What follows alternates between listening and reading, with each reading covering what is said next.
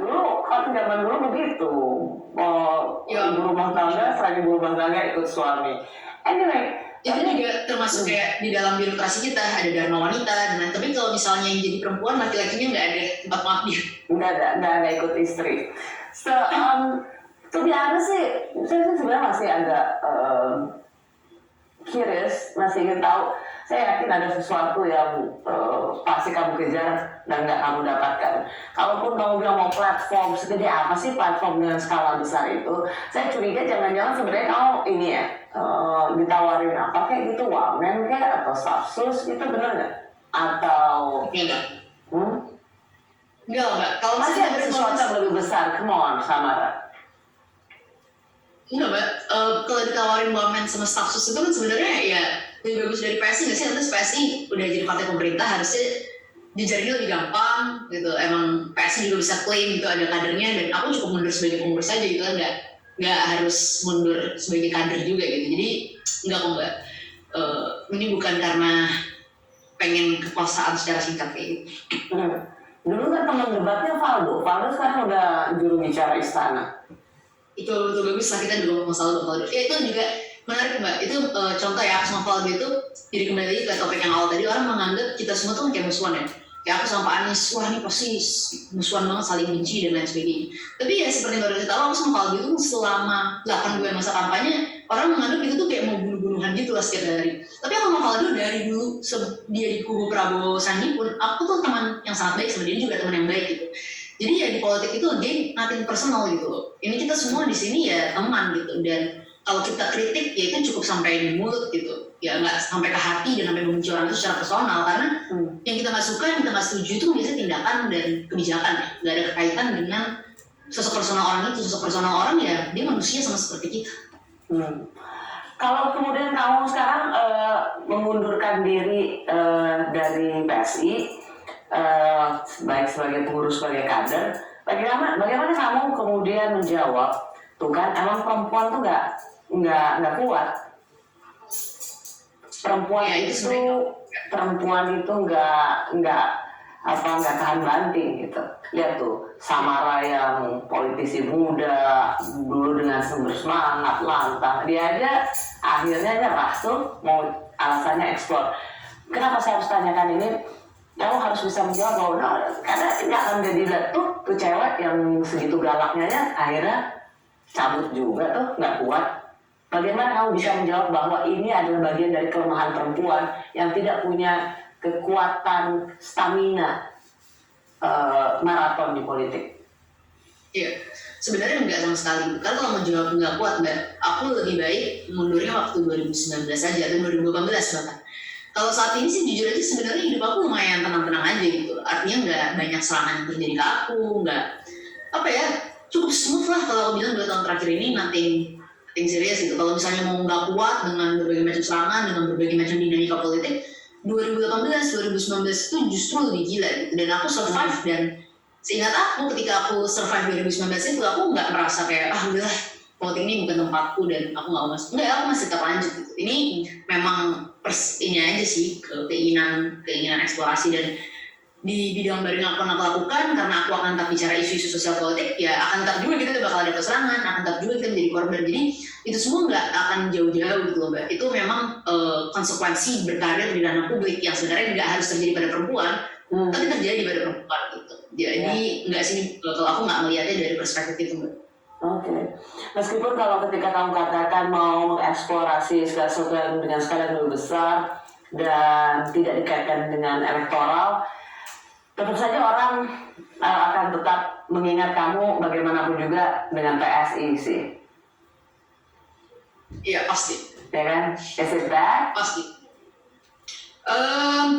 Aku ya butuh waktu untuk kemudian mengingat Samara sebagai Samara gitu, dan tentunya butuh waktu untuk mengingat bahwa yang dilakukan itu memang tidak ada kaitannya dengan politik partisan, apalagi politik elektoral, which is ya fair ya, artinya nggak gampang untuk orang misalnya mendetach sesuatu yang sudah sangat lekat gitu.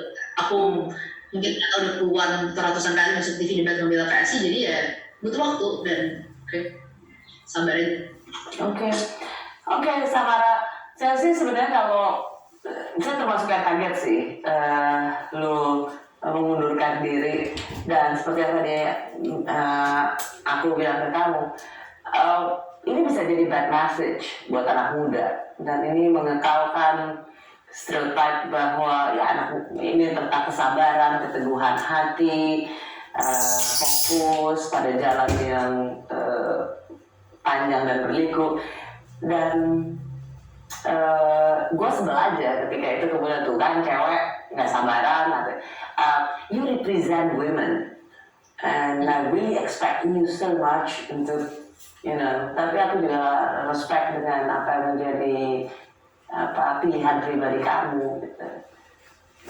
Anyway, so ya udah, kamu sudah menjawab bahwa kamu mau eksplor sesuatu yang dengan sekarang lebih luas.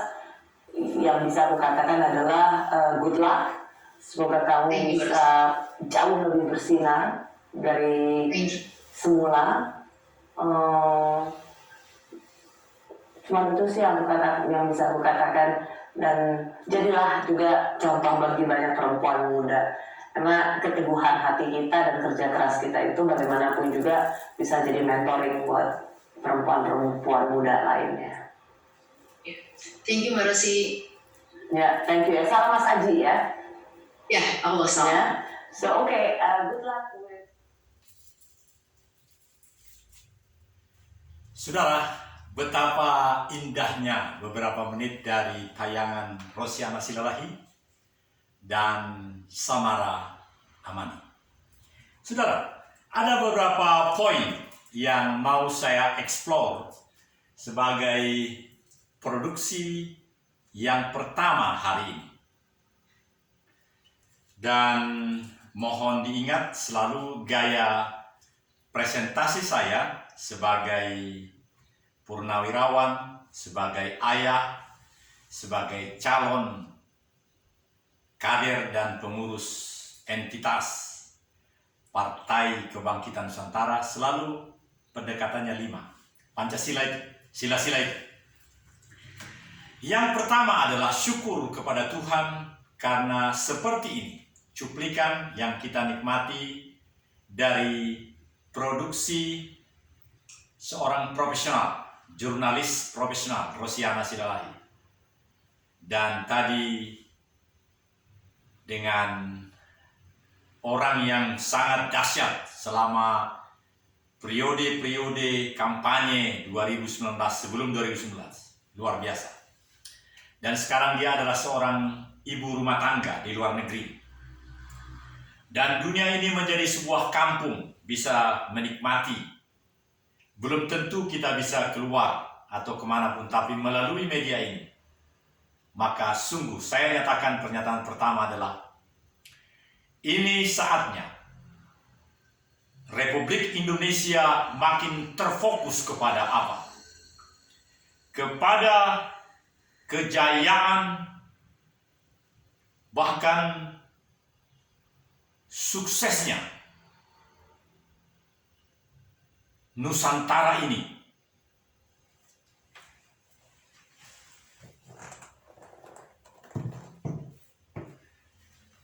Suksesnya Nusantara pada masa-masa yang lalu. Tidak ada bangsa di dunia yang menghilangkan di dalam sejarah bernegaranya masa-masa yang sukses itu. Masa-masa yang sukses itu, batu-batu loncatan di dalam sejarah itu. Kalaupun ada yang buruk, disadari keburukannya itu, dan ditimbulkan sesuatu yang menjadi tonggak-tonggak sejarah. Jadi pesan pertama saya di dalam siaran Daniel Togar Maringan Sinaga wujudkan sesanti negara adalah bahwa Tuhan yang Maha Kuasa telah menetapkan melalui deklarasi kemerdekaan Republik Indonesia 17 Agustus 1945.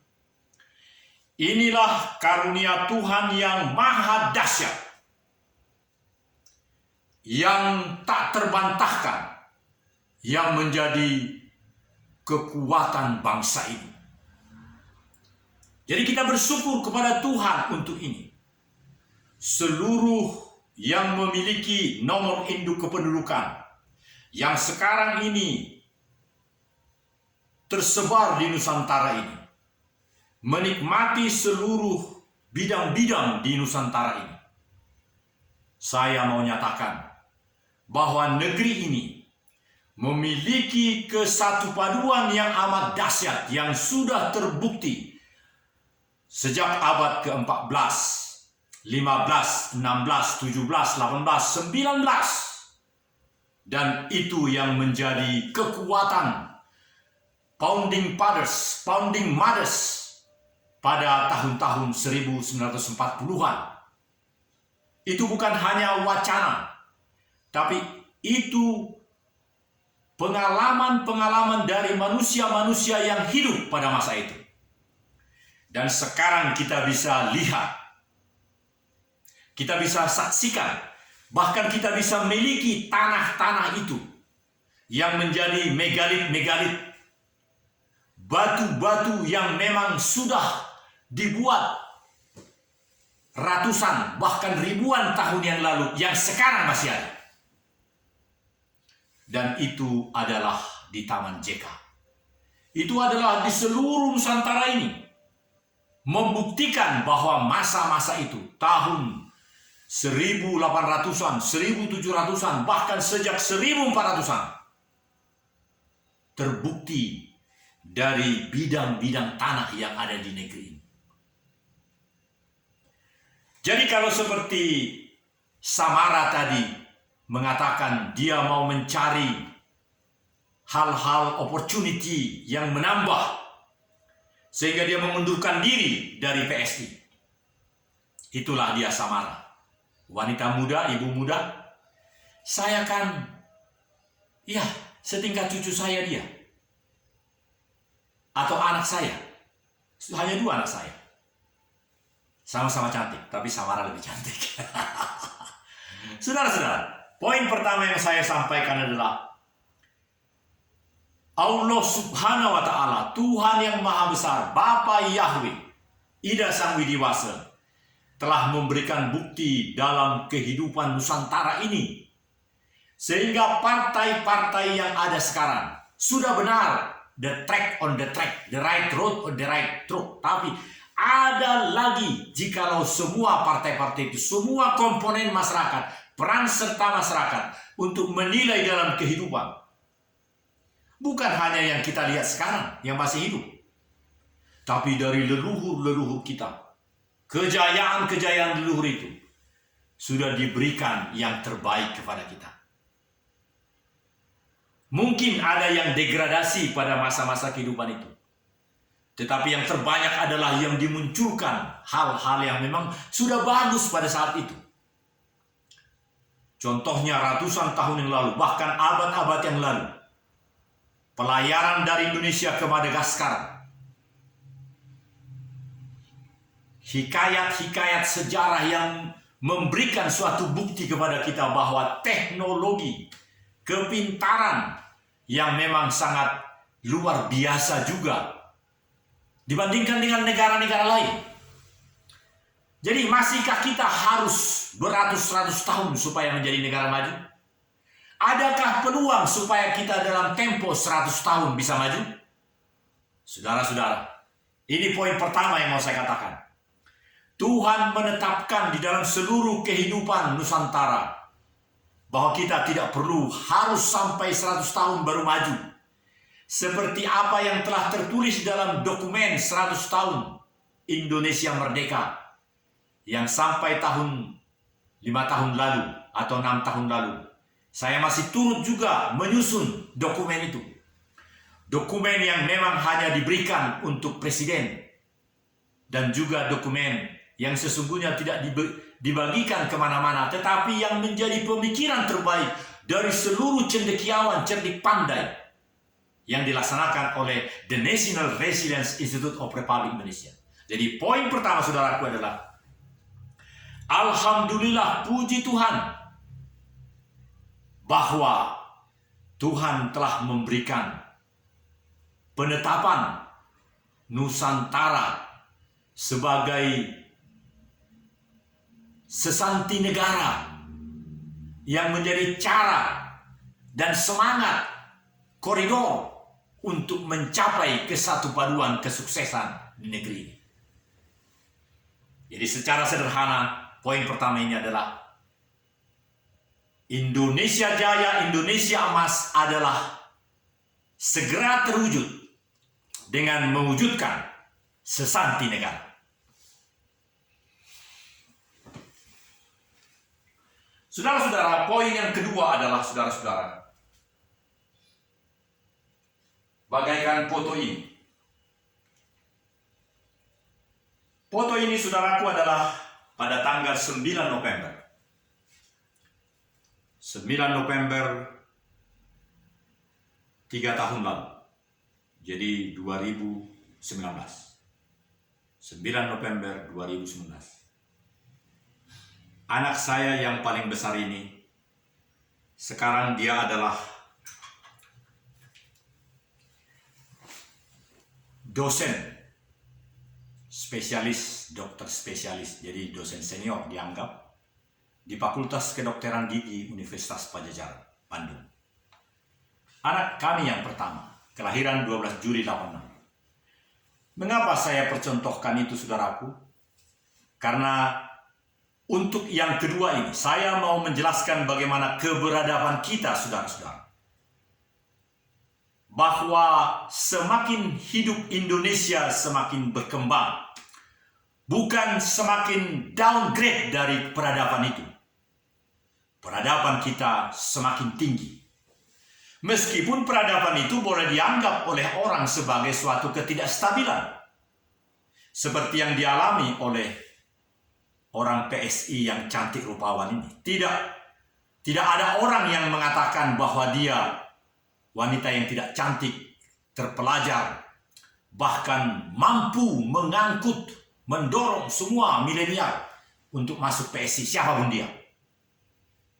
Dan sekarang Giring yang menjadi pimpinannya, dan Giring juga bisa melanjutkan perjuangannya sebagai ketua Dewan Pimpinan Pusat. Artinya, saudaraku, dapatkah kita memiliki keberadaban yang lebih tinggi, yang lebih profesional, yang lebih mumpuni di hari-hari terakhir ini? Dapat. Tuhan memberikan keluarga kami 2 anak. Kalau rekan saya, Wayan Supadi, 3 anaknya, tapi masih kecil karena dia masih muda. Saya sudah 64. Anakku yang berusia 36 tahun ini, dalam usia 36 tahun, dia sudah termasuk lebih sangat senior, lebih sangat profesional dibandingkan saya ketika saya berumur 36 tahun. Meskipun 36 tahun, saya sudah mempunyai anak yang berumur 10 dan 9 tahun. Dia belum punya anak. Gadis cantik, 36 tahun.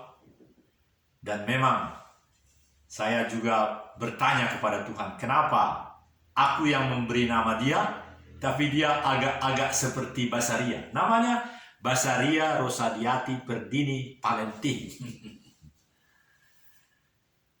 Artinya kita sudah melihat Basaria yang wakil ketua KPK dulu. Nah, ini juga namanya Basaria. Basaria Palentin Rosadiati. Dokter gigi spesialis prostodontia. Saudara-saudara, saya melihat bahwa kualitas performa dan kestabilannya, ketelatenannya, saya sangat memuji. Anakku sendiri, kalau kubandingkan juga usia 36 mamanya dengan dia sekarang 36, sungguh luar biasa.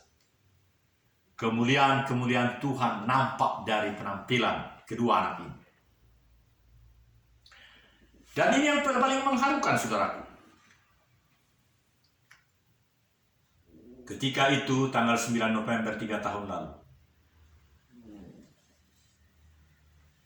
dengan nama dipanggil oleh dekan, juara pertama disebut namanya, itu membahayakan betul. bunga yang diserahkan anak ini kepada mama dan papanya sangat membahagiakan. Saudara-saudara, marilah kita bangkit menjadi pribadi-pribadi yang beradab, yang berkemanusiaan, yang adil dan beradab, yang lebih humanis. Bahwa kita adalah pribadi-pribadi yang individu sekaligus sosial, bukan pribadi yang individualis, yang hanya memikirkan sukunya, keluarganya, atau keturunannya. Tidak. Setiap pilihan kita itu adalah pilihan pribadi dan juga pilihan yang menguntungkan sosial. Di mana kita mengambil pilihan itu? Itulah karakter kehidupan kita. Itulah kemanusiaan yang adil dan beradab. Dan sekarang saya masuk yang ketiga. Yang ketiga adalah bahwa bangsa Indonesia akan benar-benar makin profesional di bidang-bidang masing-masing. Bhinneka Tunggal Ika. Dan ingat, yang dihilangkan atau sengaja tidak dieksplor adalah Tanhana Dharma Marua. Tanhana Dharma Marua adalah kesatu paduan sinergitas pusat kekuatan bangsa ini. Saya tidak ahli bahasa Sanskerta, tapi itu yang saya rasakan selama 20 tahun di The National Resilience Institute of Republic Indonesia. Jadi bangsa ini akan menjadi bangsa yang bukan hegemoni, bukan. Tetapi bangsa yang memberikan kebaikan-kebaikan, niat yang mulia bagi perkembangan dunia. Itulah yang ketiga. Dan yang keempat, saudara-saudara, ketika kita makin merasakan musyawarah mufakat di antara kita, karena ada hubungan batiniah, hubungan-hubungan yang dilaksanakan secara sangat penuh dengan kewibawaan sebagai bangsa yang besar, yang melakukan karakter individu sekaligus sosial, maka sungguh-sungguh kita bisa melakukan suatu saat di dalam setiap perkumpulan itu, meskipun itu hal-hal yang besar, apa yang disebut dengan bukan voting, tapi musyawarah mufakat. Coba lihat di DPR, DPD, dan di mana-mana. Pernahkah dilakukan yang namanya musyawarah mufakat? Karena itulah memang Nusantara. Di dalam mufakat itu, di dalam permusyawaratan yang bukan voting itu, ada unsur keilahian yang menjadi rancangan mulia di dalam kehidupan bangsa ini. Jadi meskipun sekarang kehidupan negara kita adalah kehidupan yang demokratis, tetapi sesungguhnya di dalamnya ada unsur yang pertama, ketuhanan. Ada rencana Tuhan yang sangat dominan di dalam kehidupan bangsa ini. Apakah itu dengan slogan-slogan yang lain? Bukan. Dengan slogan Tanhana Dharma Marua.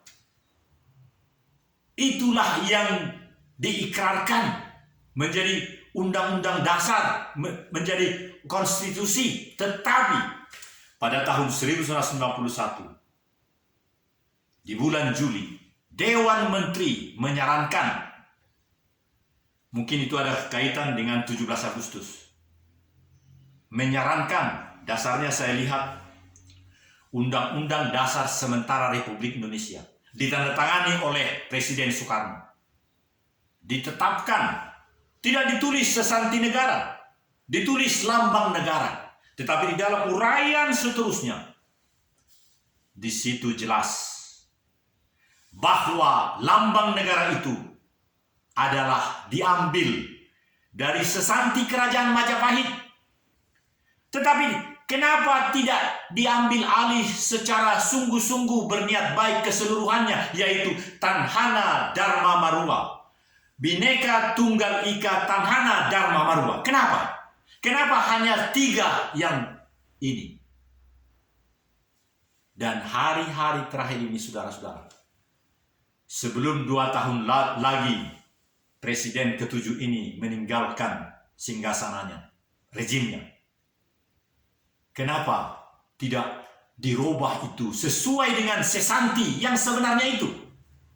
Tidak usah dicari siapa yang salah atau kenapa niatnya begitu diambil setengah 50%. Tapi sudah saatnya mimbar presiden itu, karena itu memang adalah sesuatu yang sangat mulia, lalu ditulis, dirubah, hanya merubah Bhinneka Tunggal Ika Tanhana Dharma. Itu yang tertulis jelas di sesanti kerajaan Majapahit. Itu yang disepakati oleh pendiri-pendiri negara ini. Tidak diambil dari sesanti kerajaan Raja Sisingamangaraja. Tidak diambil dari Sultan Tidore, tidak. Tapi dari kerajaan Majapahit. Dan itu bukan Jawa. Itu diambil dari kepemimpinan Tuhan yang ada dalam diri manusia 77 tahun yang lalu itu. Dan yang terakhir, saudaraku, jika kita mempunyai Pancasila, mempunyai Undang-Undang 1945, mempunyai segala macam, mempunyai GBHN 25 tahun dahulu, dan sekarang ada orang yang punya GBHN 40 tahun, ada. Tapi pribadi-pribadi. Jadi garis-garis besar haluan nama pribadinya 40 tahun. Mereka bercita-cita meskipun umurnya baru 60-an, teman-teman saya. Sekolah perwira wajib militer yang masih hidup sekarang. Dari hampir 200 orang sekarang tinggal setengah. Udah pada meninggal. Yang 100 itu mempunyai cita-cita yang macam-macam. Ada yang punya garis-garis besar, haluan pribadi 40 tahun. Sudah 60 umurnya, jadi baru 2 tahun pensiun. Dia masih bercita-cita sampai 40 tahun. Dan saya percaya, karena ada firman yang mengatakan, minta petunjuk kepada Tuhan Yahweh dalam perencanaan. Dan karena perencanaan itu bersama Tuhan, maka itu bisa terwujud sampai 40 tahun ke depan. Dan terakhir, saudaraku, keadilan sosial bagi seluruh rakyat Indonesia. Poin terakhir dari presentasi pagi ini adalah bahwa keadilan yang merata bagi seluruh insan di seluruh Indonesia, seluruh dunia akan makin memiliki kebahagiaan, kesejahteraan, tingkat kualitas kehidupan yang lebih baik dari hari-hari yang lalu. Jika kita seluruhnya makin berekoleksi, makin merenungkan kembali apa yang sudah maju selama ini. Oleh karena itu, mari kita semua bangkit mewujudkan Nusantara Indonesia yang maju, yang merdeka, yang berkeadilan sosial. Shalom, assalamualaikum warahmatullahi wabarakatuh. Om Santi Santi Santi Om. Shalom, shalom, shalom. Merdeka, merdeka, merdeka.